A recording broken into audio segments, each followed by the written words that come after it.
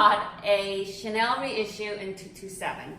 As you may or may not know, I have the Chanel Reissue in 226 in black with gold hardware, and I love using this. This is a really nice day to evening kind of a bag, and I like the fact that it's very understated. And that's why I thought I would look at the 227, because it is understated. Sometimes I go to places where I don't want to have any kind of logo. I saw the 227 on eBay and I bid on it and I won the bid. So here it goes.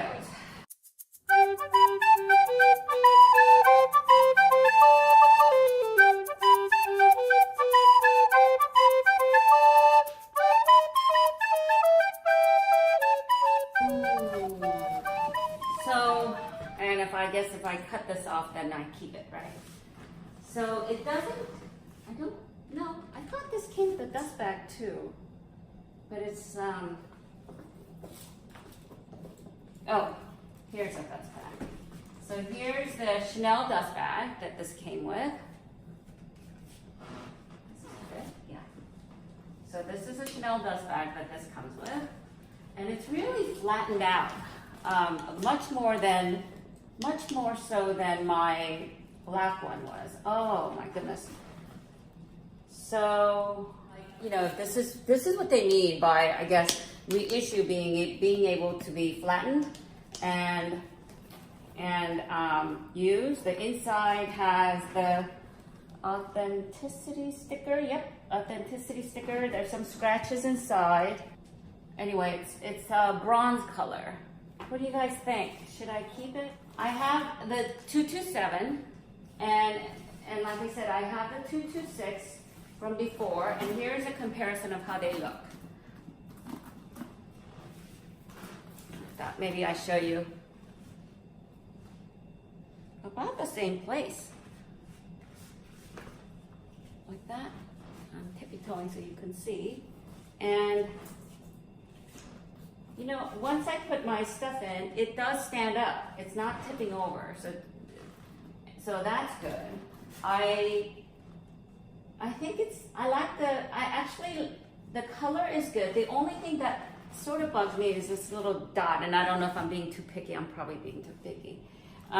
There's a little bit of wear in corners, but not so bad.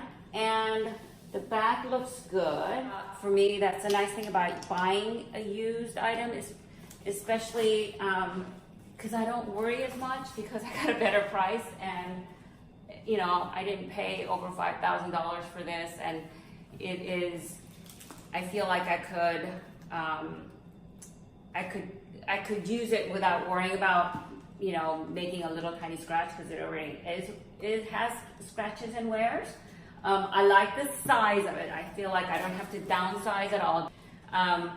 Here it is. And I will put the dimensions down, but I will take pictures and also put the measurement of how much it weighs empty in the description box below. But it does fit more. It is much wider, so I can put my, you know, I'll show you how this looks with my Sarah wallet and everything, and I'll show you how this looks, so you can see the comparison. Okay, so now I'm gonna put things in to see what they fit. It's 227 is clearly bigger, but I have my Sarah wallet and my glasses case and my clay with my keys and some credit cards, some more cards, and my makeup case and my earbuds. And I will put my phone in front. So that's, let me show you how it looks once it's all full. So still a lot of room to put things in. Now let me show you how it looks with my 226.